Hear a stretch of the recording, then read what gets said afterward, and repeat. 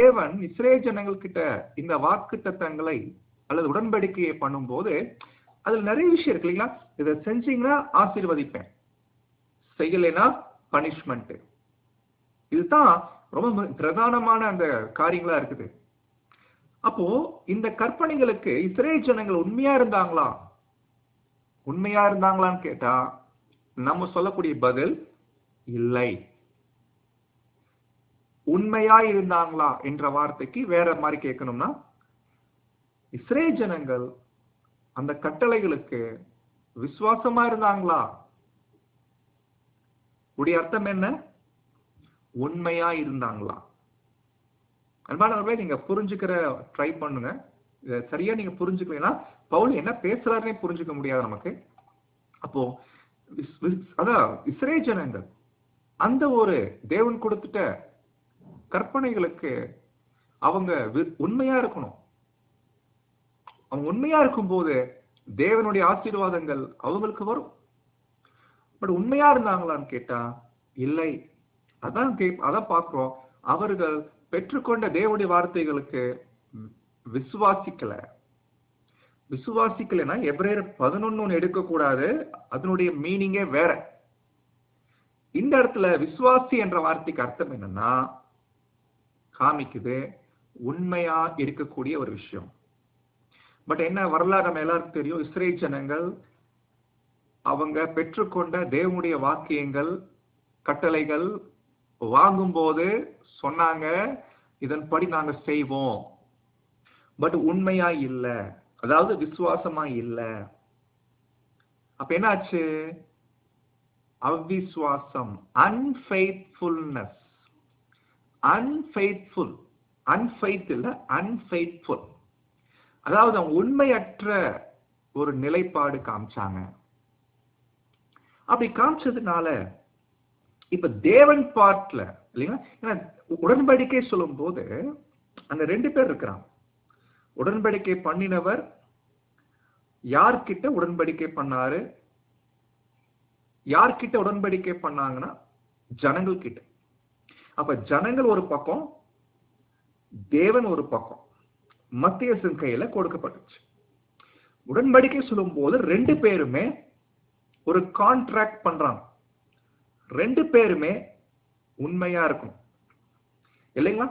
Israel ஜனங்கள் கொடுத்த கற்பனைகள் எல்லாம் கரெக்டா கை கொண்டு நடக்கும் போது இல்லைங்களா, இப்ப தேவன் என்ன பண்ணணும்? அவர்களை ஆசீர்வதிக்கணும். அப்படி ஆசீர்வதிக்கும் போது தான் தேவன் உண்மை உள்ளவர் இல்லைங்களா? தேவன் உண்மை உள்ளவர். அதனால்தான் பாத்தீங்க, அந்த 3ஆம் வசனத்துல தேவன் பத்தி வரும்போது மட்டும் வார்த்தையை கொஞ்சம் மாத்தி போட்டாங்க. உண்மைன்னு போட்டாங்க இல்லைங்களா? உண்மைன்னு போட்டிருக்காங்க. ஜனங்கள் பத்தி வரும்போது விசுவாசம் போட்டாங்க. அப்ப நமக்கு என்ன ஆகுது? கன்ஃபியூஸ் ஆகுது இல்லைங்களா?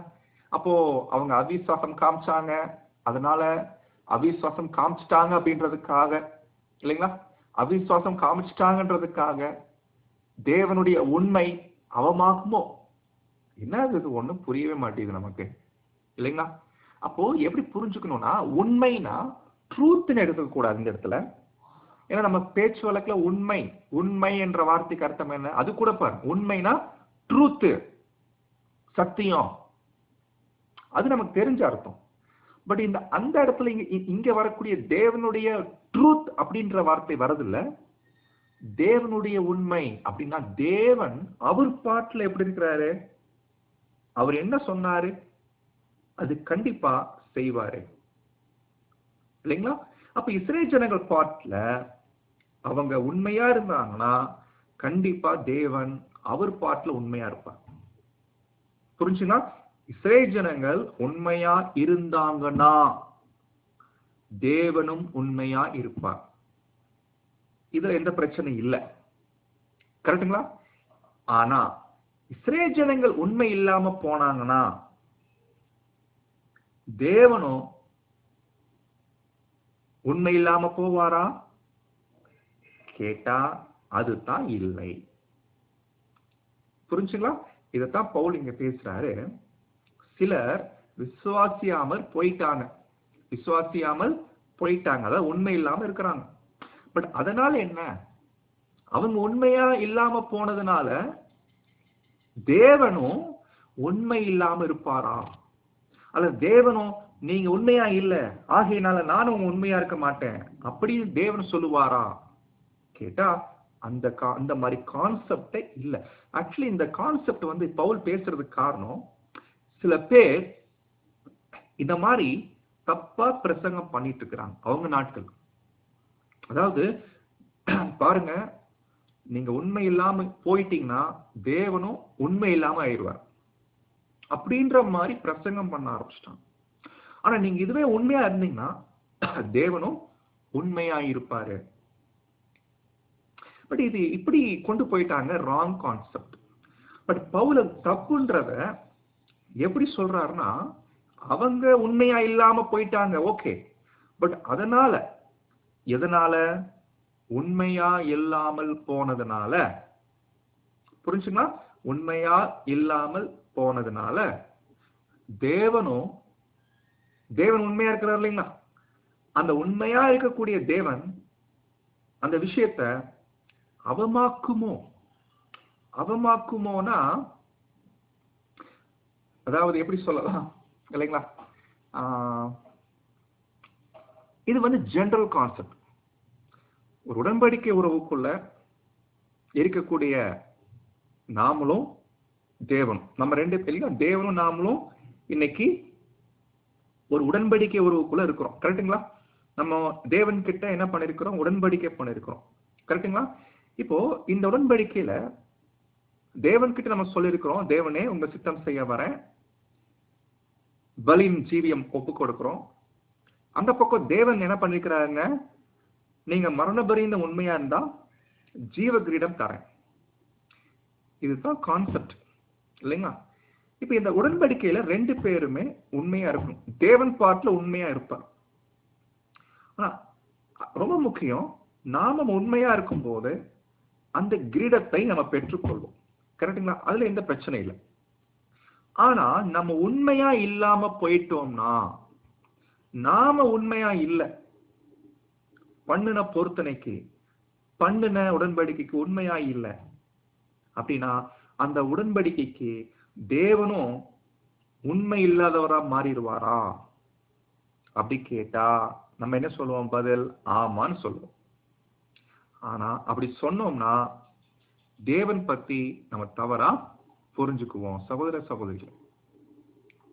ஏன்னா ஒரு வசனம் நீங்க படிக்கிறீங்களா சிஸ்டர்? ரொம்ப அருமையா அது படிக்கலாம். 2 தீமோத்தேயு வசனத்துல ஒரு நிமிஷம்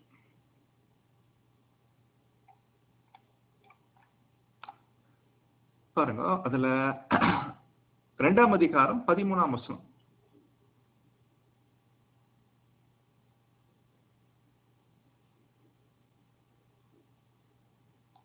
போதுங்க சிஸ்டர். புரிஞ்சுங்க, இந்த வசனம் புரியுதுங்களா? அதாவது நாம உண்மை இல்லாதவர்களாயிருந்தாலும், நாம உண்மையா இல்லைனா தேவனும் அப்படி வருதான்னு கேட்டா அப்படி இல்லை. தேவன் உண்மை உள்ளவராதான் இருப்பாரு. தேவன் உண்மை உள்ளவர். உண்மைன்னா என்ன அர்த்தம்? தேவன் ஒன்னு சொன்னார்னா செய்வார். தேவன் ஒரு உடன்படிக்கை பண்றாருன்னா அதுல அவர் உண்மையா இருப்பார். தேவன் மாறாதவர் இல்லைங்களா? அவர் என்றைக்கும் மாறாத தேவன். தேவனை பத்தி இது தனி சப்ஜெக்டாவே பார்க்கலாம். The faithfulness of God. தேவன் உண்மை உள்ளவர், தேவன் மாறாதவர் இல்லைங்களா? அவர் வாக்குத்தத்தம் பண்ணிருக்கிறார்னா அது நிறைவேற்றுவாரு. ஒருவேளை நாம உண்மை இல்லாதவங்களா இருந்தாலும் தேவன் மாறிடுவாரா கேட்டா இல்லை. இந்த கான்செப்ட் ரொம்ப அருமையா புரிஞ்சுக்கணும். இதுல தவறான ஒரு புரிதலும் வரும். அது என்னன்றதை பின்னாடி பார்க்கலாம். ஃபார் எக்ஸாம்பிள், இதுக்கு நல்ல ஒரு உதாரணம் சொல்லணும். பாத்தீங்கன்னா, இஸ்ரேல் ஜனங்கள் பெற்றுக்கொண்ட உடன்படிக்கைக்கு உண்மை இல்லாம போயிட்டாங்க. கரெக்டுங்களா? ஆனா இந்த இஸ்ரேல் ஜனங்கள் தேவனை விட்டு ரொம்ப மோசமாயிட்டு இருக்கிறாங்க. இப்ப வரைக்கும் தேவனை தேடுறது இல்ல, பாவங்கள் பண்ணிட்டு இருக்கிறாங்க. ஆனா இந்த இஸ்ரேல் ஜனங்கள் விஷயத்துல தேவன் முன்னாடி ஆபிரகாம் கிட்ட ஒன்னு சொன்னார், ஞாபகம் இருக்குங்களா? உன் சந்ததியை ஆசீர்வதிக்கவே ஆசீர்வதிப்பேன், பூமியின் வம்சங்கள் எல்லாம் உன் சந்ததிக்குள் ஆசீர்வதிக்கப்படும். இந்த சந்ததி நமக்கு தெரியும், ஆவிக்குரிய வகையில சபை, மாம்சத்துல இஸ்ரேல் ஜனங்கள். கரெக்டுங்களா? இஸ்ரேல் ஜனங்கள் பத்தி தான் நம்ம பார்க்கிறோம். இப்ப இது இஸ்ரேல் ஜனங்கள் வர்றதுக்கு முன்னாடியே தேவன் ஆபிரகாம் கிட்ட பண்ணின உடன்படிக்கை. அப்ப இந்த உடன்படிக்கை தேவன் ஆபிரகாம் கிட்ட பண்ணிட்டாருன்னா அந்த உடன்படிக்கைக்கு தேவன் எப்படி இருப்பாருங்க? உண்மை உள்ளவரா இருப்பாரு. ஆனா நம்ம யோசிக்கலாம், பின் நாட்கள்ல இஸ்ரேல் ஜனங்கள் நியாயப்பிரமாணத்தை வாங்கி கடைபிடிக்கிறேன்னு சொல்லி கடைசி வரைக்கும் அதுக்கு சரியா கடைபிடிக்காம போனதுனால, உண்மையா இல்லாம போனதுனால, வார்த்தை கவனிங்க, உண்மையா இல்லாமல் போயிட்டாங்க. அப்படி போனதுனால, வார்த்தை நீங்க ரொம்ப நுணுக்கமா கவனிக்கணும். ஏன்னா பவுல் அதுதான் ஸ்ட்ரெஸ் பண்றாரு. உண்மை இல்லாம போயிட்டாங்க, அப்படி போனதுனால, அப்படி போனது நிமித்தமா, அவங்க போனது ஒரே காரணத்தினால தேவன் மாறுவாரா? தேவனும் உண்மையற்றவரா? அல்ல உண்மையிலிருந்து விலகுவாரா? இல்ல தேவன் உண்மையா இருக்கிறார் இல்லைங்களா, அவமாக்குமோ கேட்டா இல்லை. அப்ப என்ன இது பைபிள்ல ரொம்ப ஆச்சரியமான கான்செப்ட் இல்லைங்களா? யாராவது ஒரு மனுஷங்களா இருக்கும் போது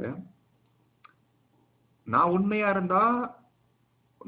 இருந்தா நீ எனக்கு உண்மையா இருப்ப, நான் உனக்கு துரோகம் பண்றேன் இல்ல நான் உனக்கு உண்மையா இல்லைன்னா நீ எனக்கு உண்மையா இருக்க வேண்டிய அவசியம் இல்லை.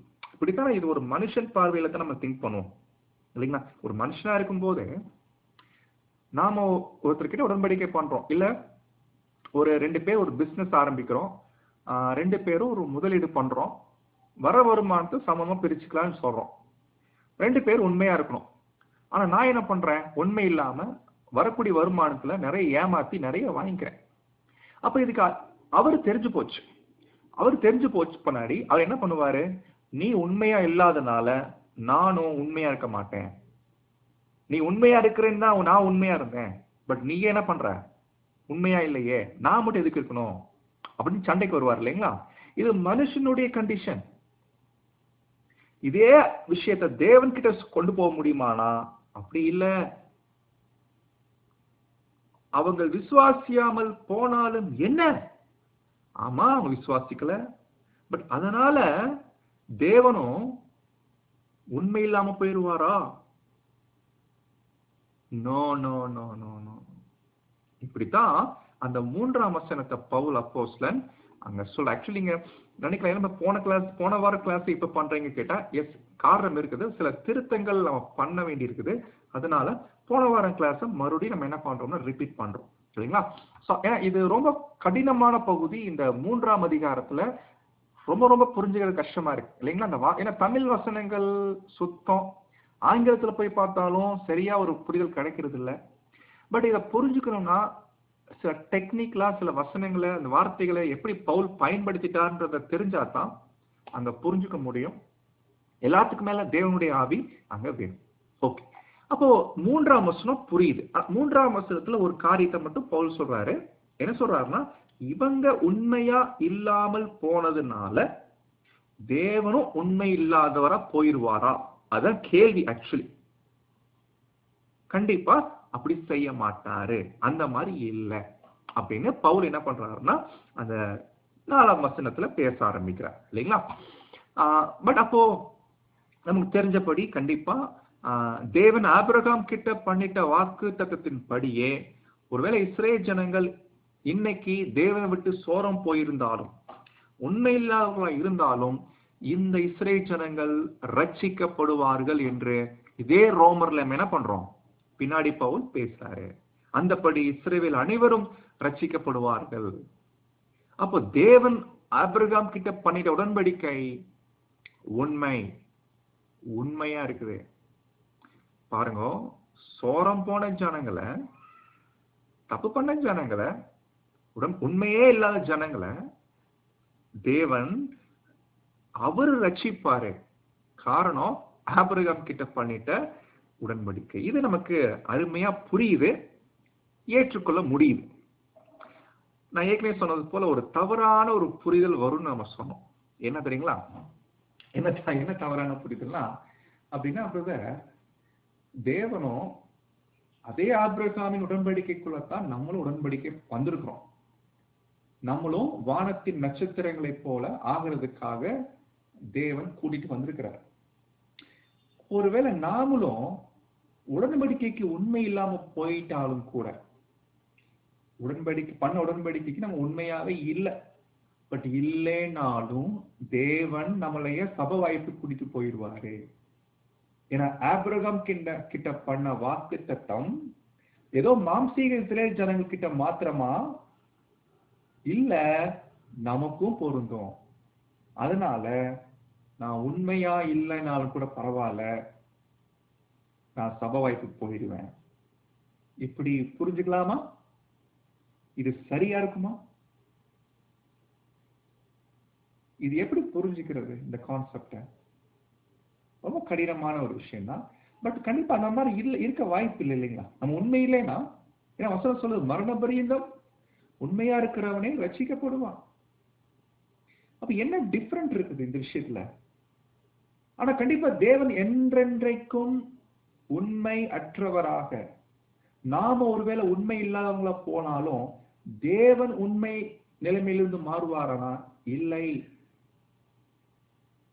அப்ப தேவன் எப்படி நம்ம விஷயத்துல அவருடைய உண்மையை காண்பிக்கிறாரு அப்படின்றத நம்ம தனியே ஸ்டடி பண்ணணும். அப்பதான் நமக்கு அது என்னன்ற விஷயத்த தெளிவா புரிஞ்சுக்க முடியும்.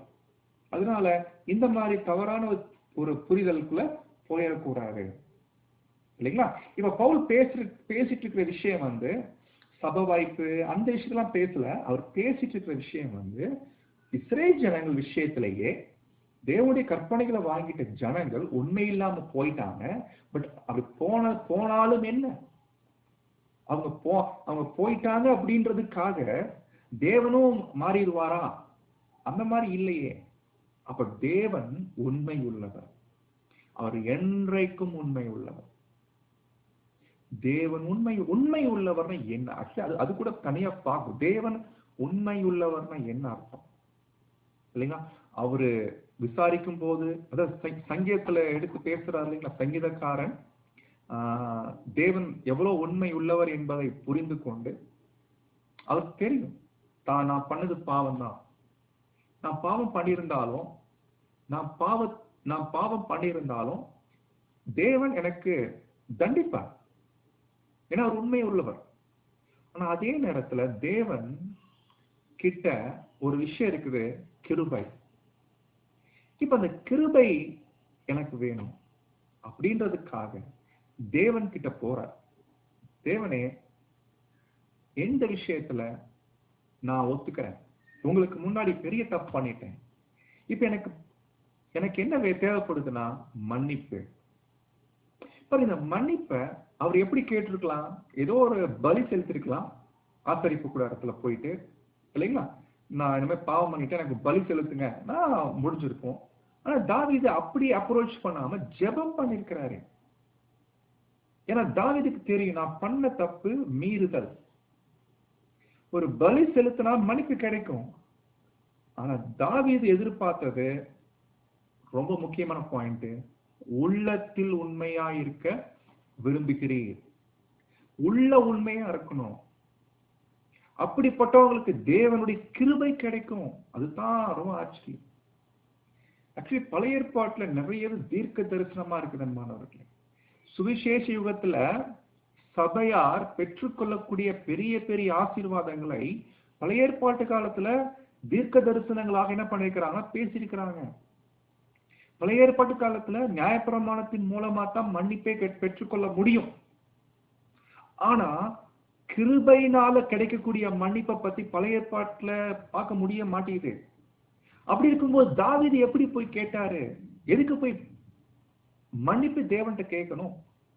அதை விட்டு போட்டு டைரக்டா நியாயப்பிரமாணத்தின் படி ஒரு பலியை செலுத்தினா முடிஞ்சு இல்லைங்களா? மன்னிப்பு கிடைக்குமா இல்லைங்களா? அப்ப தாவீது தேவன் கிட்ட போய் அப்ரோச் பண்ணிருக்கிறாரு, கிருபை கேட்டிருக்கிறாரு. அப்ப ஏதோ கிருபையினால ஒரு மன்னிப்பு இருக்குது என்பதை பவுல் பழைய ஏற்பாட்டுல பார்த்திருக்கிறாரு. அந்த கிருபையினால வரக்கூடிய மன்னிப்பு, பாவ மன்னிப்பு, அது சுவிசேஷ யுகத்துல தேவன் கொடுக்கிறாரு.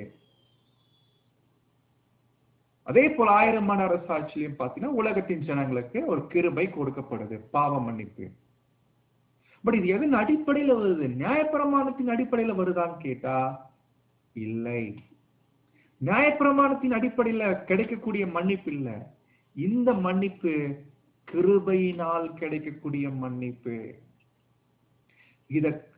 இந்த பாயிண்ட் அவர் கொண்டு வர்றதுக்கு தான் சங்கீதத்தை எடுக்கிறார், 51ஆம் சங்கீதம். அப்ப தேவன் உண்மை உள்ளவர். நியாயப்பிரமாணத்தின்படி தேவன் தண்டிப்பார். ஆனா அதே நேரத்துல தேவன் உண்மை உள்ளவர் தான்.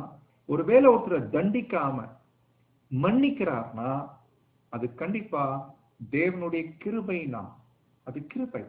பட் எந்த சூழ்நிலையிலுமே தேவன் உண்மையிலிருந்து மாற மாட்டார், அவர் உண்மையாத்தான் இருப்பார். நிறைய ஆழமான விஷயங்கள் தான் தேவனை பத்தி நம்ம புரிஞ்சுக்கிற விஷயத்துல. அப்போ பவுல் இப்படித்தான் என்ன பண்றாருன்னா ஸ்டார்ட் பண்ணிட்டு எங்க கொண்டு போய் முடிக்கிறாருன்னு கேட்டீங்கன்னா, நீங்க அப்படியே எங்க வந்துடலாம்னா 19:20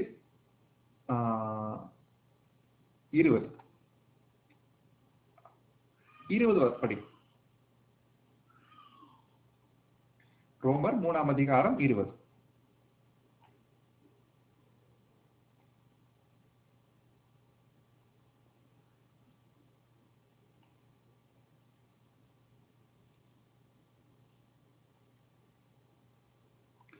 இங்கதான் பாயிண்ட கொண்டு வந்து முடிக்கிறார். ஏன் சங்கீதம் எடுக்கிறார்னா, ஏன் சங்கீதத்துல தாவீதுக்கு நல்லா தெரியும், கண்டிப்பா நியாயப்பிரமாணத்தினால நான் நீதிமானாக முடியாது.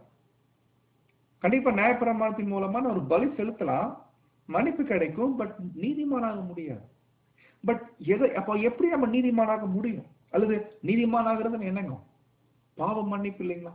தேவன் தம்முடைய பார்வையில நம்ம பாவிகளாக காணப்படும் மாட்டோம். இது எப்படி கிடைக்குது? கிருபையினால கிடைக்குது. அந்த கிருபையை பெற்றுக்கொள்வதற்காகத்தான் தாவீது இப்படி ஜெபம் பண்ணிருக்கிறாரு. ஆனா ரொம்ப ஆச்சரியம், பழைய ஏற்பாட்டு காலத்துல இப்படி ஒரு விஷயம் இருக்குன்றத தேவன் தாவீது மூலமா காமிக்கிறாரு என்று பவுல் அப்போஸ்தலன் பழைய ஏற்பாட்டில் எடுத்து காமிக்கிறார்.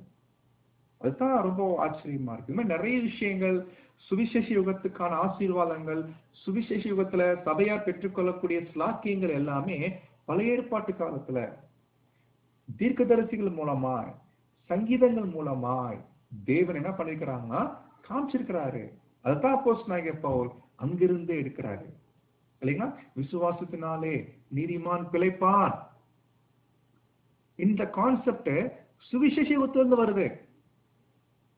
பட் நியாயப்பிரமாண காலத்துல இதெல்லாம் இல்ல. விசுவாசத்தினால் பிழைக்கக்கூடிய ஒரு வாய்ப்பு இல்லை. நியாயப்பிரமாணத்தை கை கொண்டா மாத்திரம்தான் பிழைக்க முடியும்.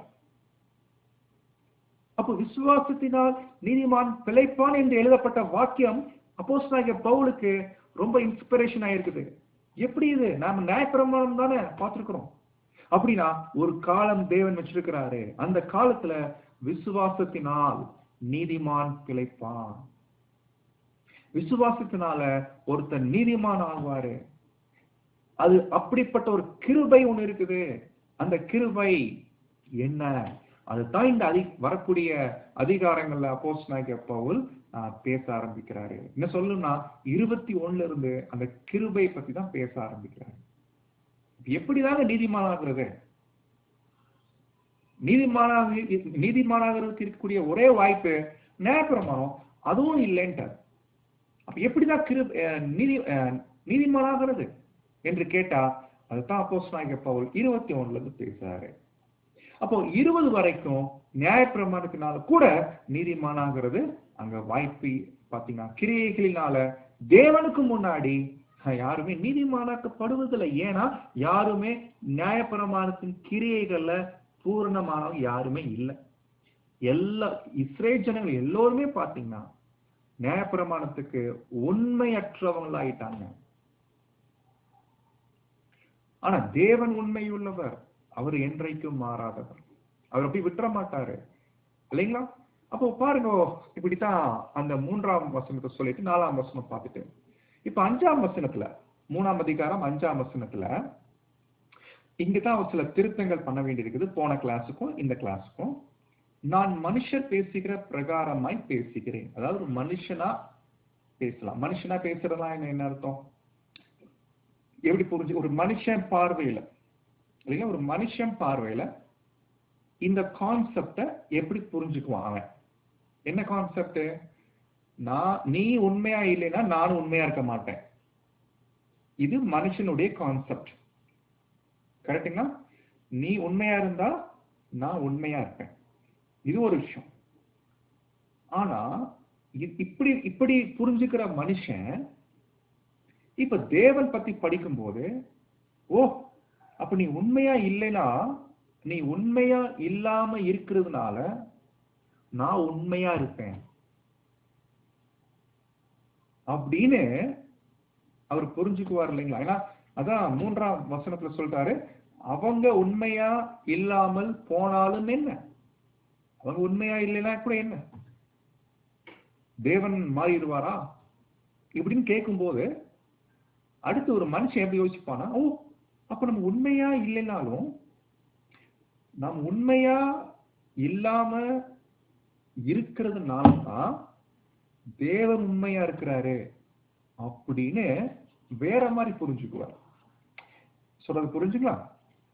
இன்னும் வேற மாதிரி சொல்லலாம். நான் மனுஷர் பேசுகிற பிரகாரமாய் பேசுகிறேன். நம்முடைய அநீதி தேவனுடைய நீதியை ஒருவேளை வெளிப்படுது அப்படின்னா என்ன சொல்லலாம்? அதாவது வேற மாதிரி சொல்லணும்னா, இந்த கேள்வியே ஒரு மனுஷர் பேசுகிற பிரகாரமான கேள்வி இல்லைங்களா? இது கேள்வியே கொஞ்சம் தப்பான கேள்வி மாதிரி தான் இருக்குது. எப்படின்னா, கேள்வி என்ன? நம்ம பண்ற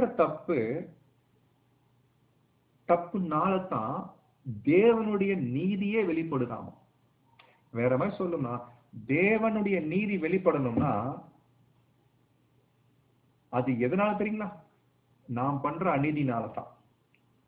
நான் ஒரு உண்மையா இல்லாம இருக்கிறதுனாலதான் தேவனுடைய உண்மை தன்மையை வெளிப்படுது. ஒருவேளை அப்படி இருந்துச்சுன்னா, அப்படி விளங்க பண்ணினால், அந்த மாதிரி இருந்துச்சுன்னா நம்ம என்ன சொல்லலாம் தெரியுங்களா? என்ன சொல்லலாம்னா, அடுத்து அவரே சொல்றாரு, நான் பண்ண தப்புனாலதான் தேவன் உண்மையா இருக்கிறாரு. அப்படி இருக்கும்போது நல்லா கவனிங்க, நான் தப்பா இருக்கிறதுனாலதான் தேவன் உண்மையா இருக்கிறார். அப்படி இருக்கும்போது நான் பண்ண தப்புக்கு அவர் தண்டிச்சார் வைங்களேன், நான் பண்ண தப்புக்கு அவர் என்னை தண்டிச்சார்னா ஏன்னா அது நியாயமே இல்லையா? இது கொஞ்சம் கூட நியாயம் இல்லை. நீங்க என்னை எப்படி தண்டிக்கலாம்? நீங்க என்னை தண்டிச்சீங்கன்னா அது அநீதி. எப்படி? ஆமா, நீங்க இன்னைக்கு ஒரு நீதியா இருக்கிறீங்கன்னா காரணம் யாரு? நான் அநீதியா இருக்கிறதுனாலதான். நான் அநீதியா இருக்கிறதுனாலதான் நீங்க நீதியா காமிக்கிறீங்க. நீங்க நீதியா இருக்கிறீங்க. அப்ப என்னாலத்தானே நீங்க நீதியா இருக்கிறீங்க. அப்படி இருக்கும்போது என்னை எப்படி நீங்க தண்டிக்கலாம்? எப்படி நீங்க என்னைய பனிஷ் பண்ணலாம், தண்டிக்கலாம்? பனிஷ்மெண்ட், இந்த கோபாக்கனின்றது பனிஷ்மெண்ட் நம்ம எடுத்துக்கலாம். ஏன்னா போன கிளாஸ்ல வேற மாதிரி நம்ம சொல்லியிருப்போம். பட் இந்த கிளாஸ்ல கோபாக்கனின்றது பனிஷ்மெண்ட். எப்படி நீங்க என்னை பனிஷ் பண்ணலாம்? அது ராங் ஆச்சே, அநீதி தானே.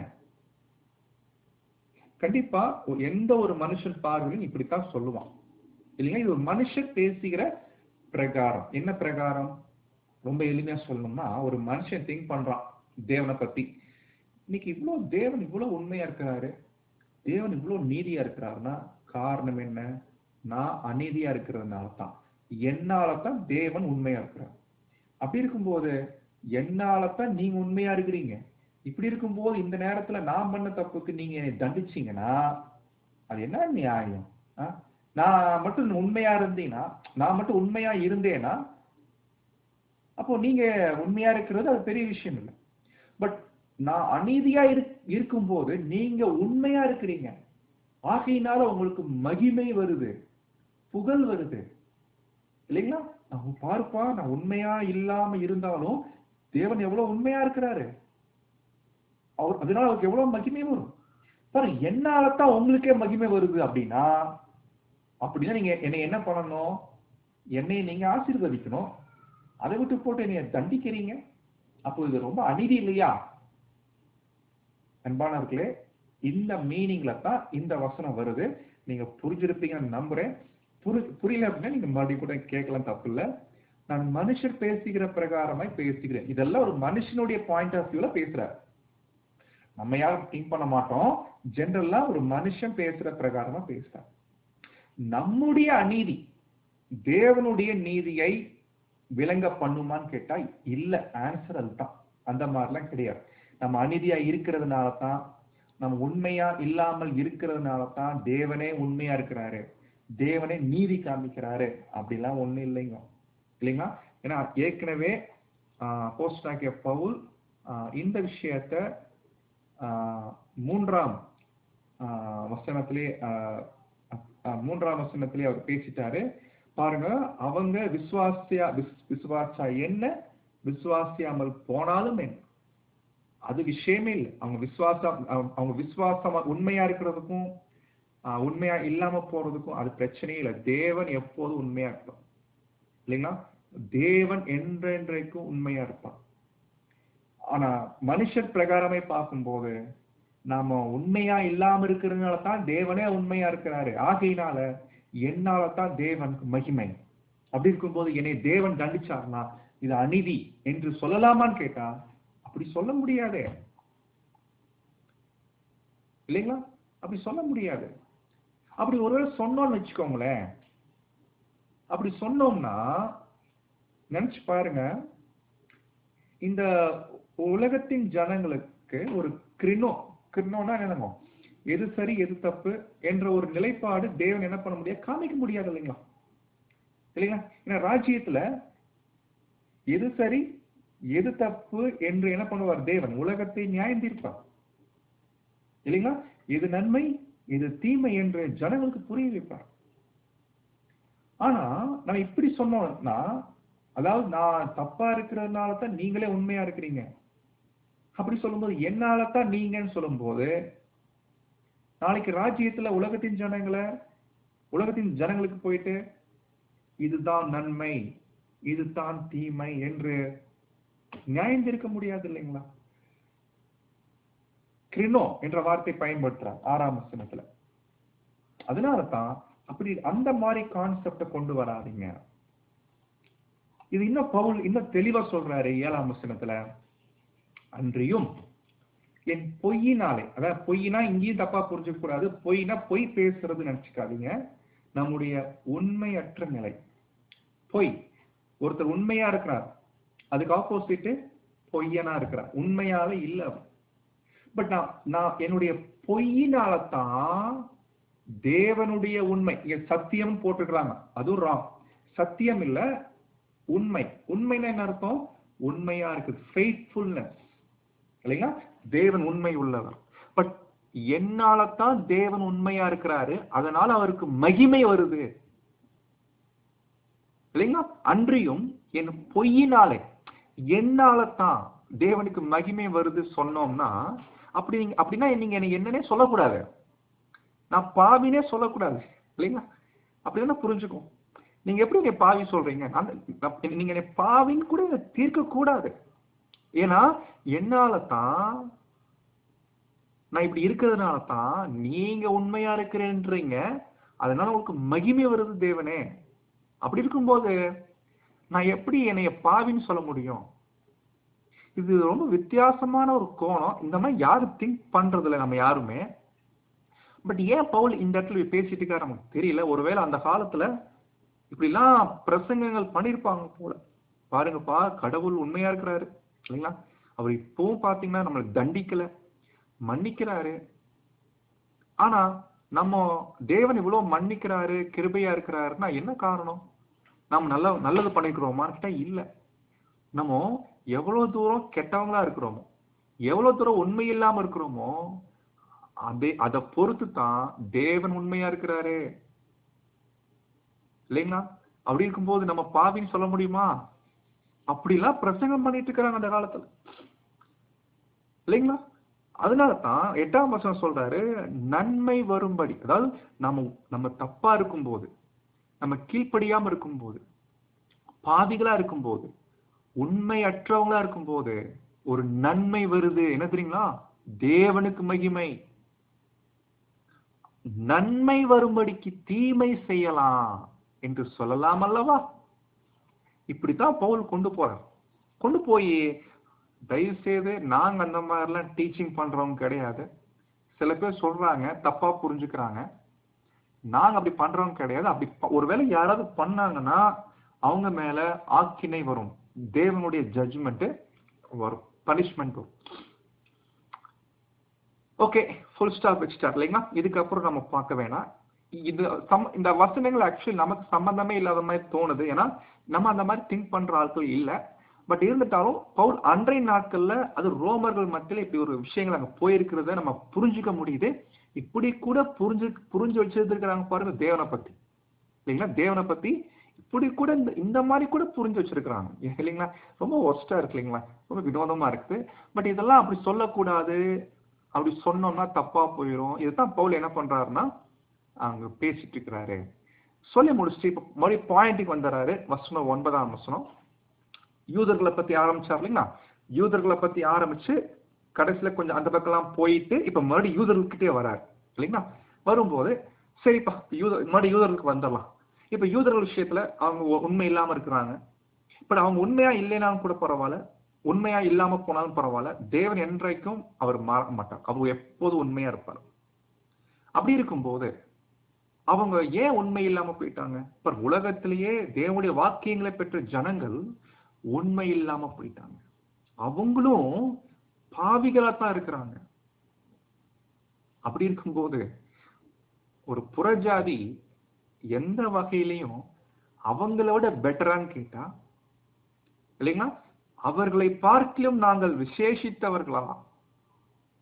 எவ்வளவேனும் விசேஷித்தவர்கள் அல்ல. யூதரா இருக்கட்டும், கிரேக்கரா இருக்கட்டும், எல்லாரும் பாவி. என்ன டிஃபரெண்ட் என்ன? இவங்க தேவனுடைய வார்த்தைகளை வாங்கினாங்க, இவங்க தேவனுடைய வார்த்தைகளை வாங்கல, சுபாவமாக வச்சிருக்கிறாங்க. அவ்வளவுதான். ஆகமத்துல ரெண்டு பேர்ல பாத்தீங்கன்னா இவங்களை விட இவங்க பெட்டர்ன்னு சொன்னோம்னா ஒரே விஷயத்துல மட்டும்தான் பெட்டர். ஒரே விஷயத்துல மட்டும்தான் யூதர்கள் மேன்மை. என்னன்னா தேவனுடைய வாக்கியங்களை பெற்ற ஜனங்கள். ஆனா எந்த விஷயத்துல இவங்க எல்லாரும் காமன் கேட்டா எல்லாரும் பாவத்துக்குட்பட்டவர்கள் என்று முன்பு திருஷ்டாந்தம் படுத்தினோமே. 1ஆம் அதிகாரத்துல இதான் பேசிட்டு வர. புறஜாதியா இருக்கட்டும், யூதரா இருக்கட்டும், எல்லாரும் பாவிகள் அப்படி சொல்லிட்டு வசனம் 10 சகோதர 10 18 வரைக்கும். ஐயோ, ரொம்ப ஆச்சரியமா இருக்குது. சும்மா பைபிளை புரட்டுறாருங்க. எத்தனை ரெஃபரன்சஸ் எடுக்கிறாரு தெரியுங்களா? கண்டினியூஸா பழைய ஏற்பாட்டு வசனங்களை எடுத்து அப்படியே லிஸ்ட் அவுட் பண்ணிட்டு 19, 20 முடிக்கிறார். இப்போ நம்ம வேகமா படிக்கலாம். நான் சொல்லக்கூடிய வசன பகுதிகளை நீங்க கொஞ்சம் ஹெல்ப் பண்ணுங்க, படிக்கலாம் சிஸ்டர். முதல் பகுதி இல்லைங்களா? ஃபர்ஸ்ட் அவர் எடுக்கிற வசனம் பழைய ஏற்பாட்டிலிருந்து எடுக்கிறாரு. அதாவது யூதனா இருக்கட்டும், கிரேக்கனா இருக்கட்டும், எல்லாரும் பாவத்துக்கு உட்பட்டிருக்கிறாங்க. நியாயப்பிரமாணத்துக்கு உட்பட்ட ஜனங்களும் பாவத்துக்கு உட்பட்டிருக்கிறாங்க. நியாயப்பிரமாணத்தை வாங்காத ஜனங்களும் பாவத்துக்குள்ள இருக்கிறாங்க. இப்படின்றதுக்கு பழைய ஏற்பாட்டு வசனங்களை எடுத்து காமிக்கிறாரு. ஃபர்ஸ்ட் வசனம் படிக்கலாம். சங்கீதங்களின் புஸ்தகம் 14ஆம் சங்கீதம் 1 - 3 வரை படிக்கலாம். Psalms 14 chapter 1 to 3.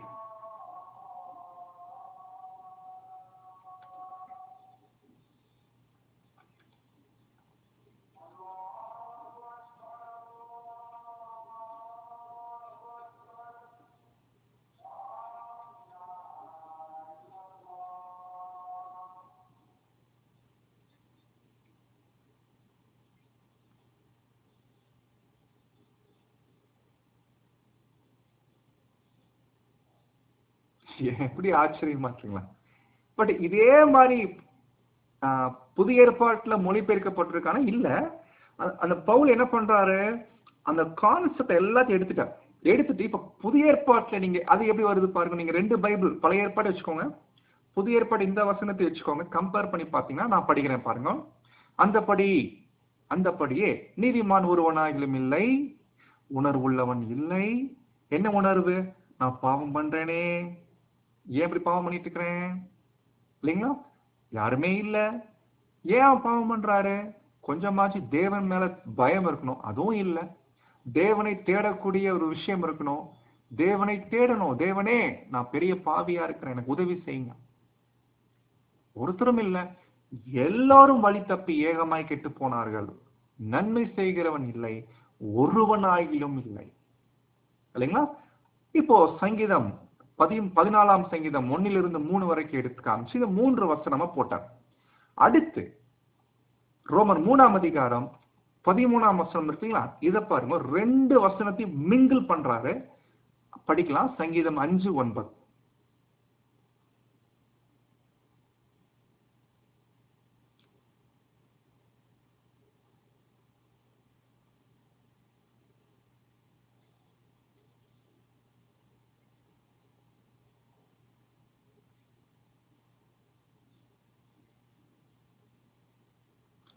சங்கீதம் 140:3.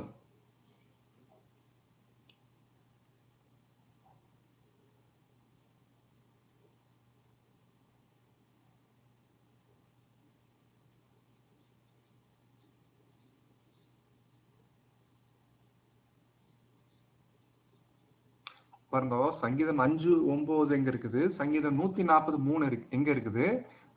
பவுல் இந்த 2 வசனத்தை மிங்கிள் பண்ணி 13ஆம் வசனத்துல அவர்கள் தொண்டை திறக்கப்பட்ட பிரேதக்குழி, தங்கள் நாவுகளால் வஞ்சனை செய்கிறார்கள், அவர்களுடைய உதடுகளின் கீழே பாம்பின் விஷம் இருக்கிறது.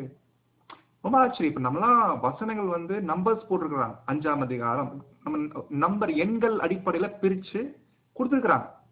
பட் அந்த காலத்துல இந்த மாதிரிலாம் எண்கள் போட்டிருப்பாங்களா நமக்கு தெரியல.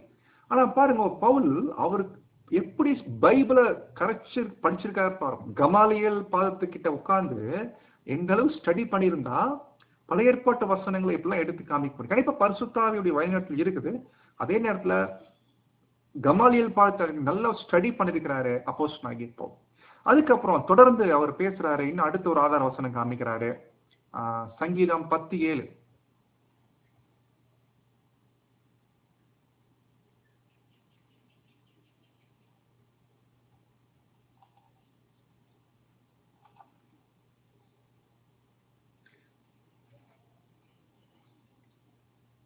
ஆமா. சோ இங்க ரோமர் 3ஆம் அதிகாரம் 14ஆம் வசனத்துல அவர்கள் வாய் சபிப்பினாலும் கசப்பினாலும் நிறைந்திருக்கு. அதாவது ஒரு மனுஷன் எப்படி பாவத்தினால நிறைஞ்சிருக்கிறான், வாய் உட்பட வார்த்தைகள் கிரியைகள்ல எப்படிலாம் அவன் பாவைகளா இருக்கிறான்றத இந்த வசனத்தை எடுத்து காமிக்கிறாரு. நிறைய வசனம் இருந்தாலும் பவுல் நமக்கு இந்த ஒரு சில வசனங்களை கோடிட்டு காமிக்கிறாரு.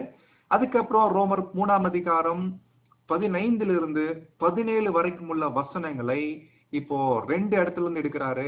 முதல்ல படிக்கலாம். நீதிமொழிகள் 1ஆம் அதிகாரம் 16ஆம் வசனம். நீதிமொழி 1ஆம் அதிகாரம் 16ஆம் வசனம்.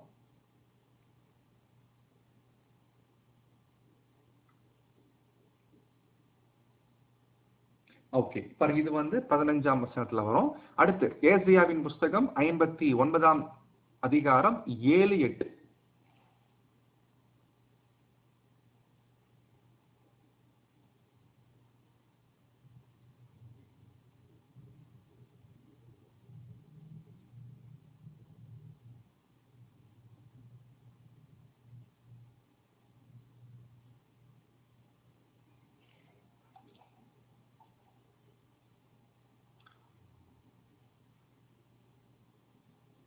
ஆமா, இப்ப இங்க படிச்சோம்னா ரோமர் 3ஆம் அதிகாரம் 15 - 17 அவர்கள் கால்கள் ரத்தம் சிந்துகிறதற்கு தீவிரிக்கிறது. இல்லைங்களா? ஃபர்ஸ்ட் வாய் பத்தி பேசினாரு, நாக்கு பத்தி பேசினாரு, இப்ப கால்கள் பத்தி பேசுறாரு. அதுக்கப்புறம் நாசமும் நிர்பந்தமும் அவர்கள் வழிகளில் இருக்கிறது, சமாதான வழியை அவர்கள் அறியாது இருக்கிறார். ஆக்சுவலி ஒட்டுமொத்த மனு குலத்துடைய நிலை பத்தி தான் இந்த வசனங்கள் பாத்தீங்கன்னா இருக்குது. கடைசியா சங்கீதம் 36ஆம் சங்கீதம் 1ஆம் வசனம்.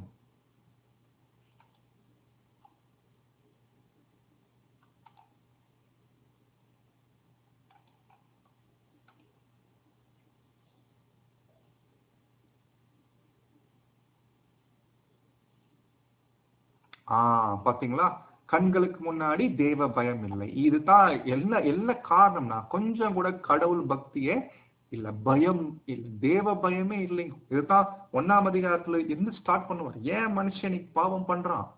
பாவம் பண்றதுக்கு காரணம் என்ன? கடவுள் பயம் வேணும், தேவ பயம் வேணும். அன்பானவர்கள், நம்மளும் நிறைய நேரங்கள்ல பாத்தீங்கன்னா சில நேரங்கள்ல பாவங்கள் பண்றோம் இல்லைங்களா? கொஞ்சம் யோசிச்சு பாக்குறோம், எப்படி நான் இந்த பாவத்தை பண்றேன், எப்படி நான் என் பேச்சுல தப்பு பண்றேன், எப்படி கிரியையில பண்றேன். அந்த நேரத்துல பயம் போயிருது, தேவ பயம் இல்லாம போயிருது.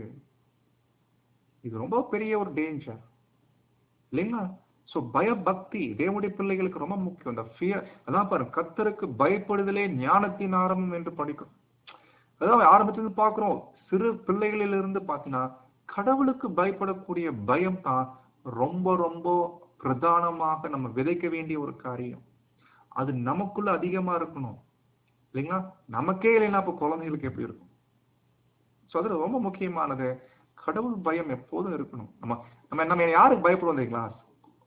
மனுஷனுக்கு பயப்படுறோம். மனுஷன் பார்த்துடுவானா, மனுஷன் கேட்டுருவானா, மனுஷனுக்கு பயப்படுறோம். தேவனுக்கு பயப்படுறோமா? இது ரொம்ப வினோதமா இருக்குது இல்லைங்க நிலைமை. மனுஷனுடைய நிலைமை விட்டுருக்கோம். இப்ப நம்ம தேவனுடைய பிள்ளைகளா இருக்கிற நாம எந்த அளவுக்கு நம்ம ஒவ்வொரு நாளுமே எப்படி கடந்து போகுது நமக்கு. ஒரு நாள், நாள் முழுக்க நான் இருந்திருக்கிறேன், உலகத்துக்குள்ள போயிருக்கிறேன், வேலைகளுக்குள்ள போயிருக்கிறோம், ஃபேமிலிக்குள்ள வந்திருக்கிறோம். இந்த நாள் முழுக்க நான் செய்திட்ட காரியங்கள், நான் பேசிட்ட காரியங்கள், ஒவ்வொரு விஷயங்களும் தேவ பயம் இருந்திருக்குதா இல்லைங்களா? சோ இது ரொம்ப முக்கியம். உணர்வுள்ளவன் இருக்கணும் அன்பானவர்கள்.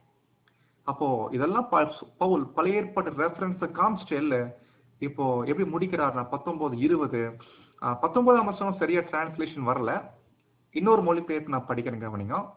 அப்போ நியாயப்பிரமாணம் சொல்லுவதெல்லாம் அதற்கு உட்பட்டவர்களுக்கே. நியாயப்பிரமாணத்தின்படி சொல்லப்பட்ட எல்லா கட்டளைகளுமே அதற்கு உட்பட்டவங்க யாரு? யூதர்கள். அதனால யூதர்கள் வாய் திறந்து பேச முடியாதோ, நான் வாய்களை அடைத்து விட்டது. நியாயப்பிரமாணத்தின் படி பார்த்தோம்னா யூதர்கள் வாயை பேச முடியாது. பட் உலகத்தார் விஷயத்துல பாத்தீங்கன்னா தேவனுடைய நியாய தீர்ப்புக்கு கீழ்ப்படியும்படி செய்தது.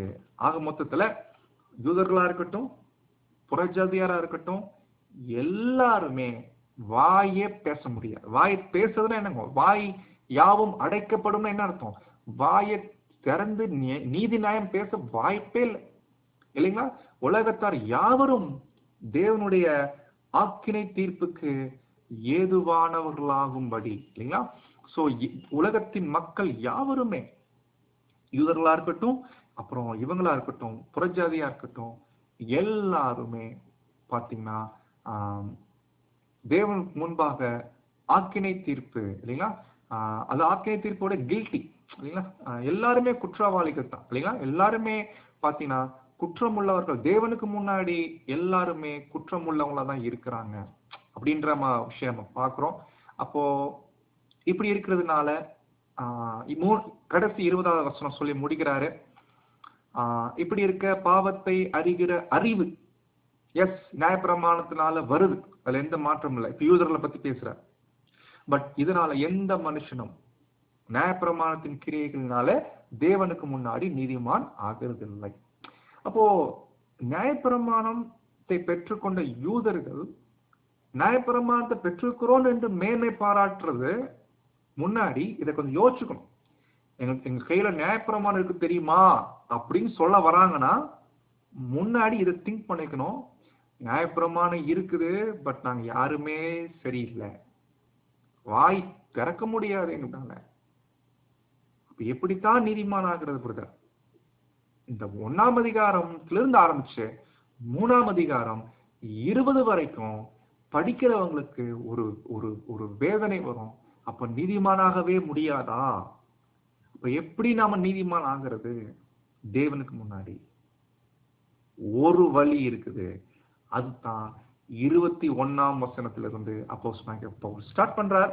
அது என்னன்றத நாம இனி வரக்கூடிய விஷயங்கள் தான் ரொம்ப விவரமா, ரொம்ப ஆழமா தேவனுடைய பிள்ளைகளா இருக்கக்கூடிய நாம இத பத்தி ரொம்ப தெளிவா புரிஞ்சு வச்சிருக்கணும். ஏன்னா தேவனுடைய கிருபை சாதாரண விஷயம் இல்லை. அதுல நிறைய ஆழமான காரியங்கள் இருக்குது. நம்ம நீதிமானாக்கப்படுறதே பெரிய விஷயம். அந்த கான்செப்ட் என்ன? அது தெரிஞ்சிட்டோம்னா அன்பான சகோதர சகோதரியே, நம்முடைய ஓட்டம் சீக்கிரமாக ஓடி முடிக்கிறதுக்கு ரொம்ப ஏதுவா இருக்கும். தேவன் தாமே காத்து கிருபை செய்வாராக. ஆமென்.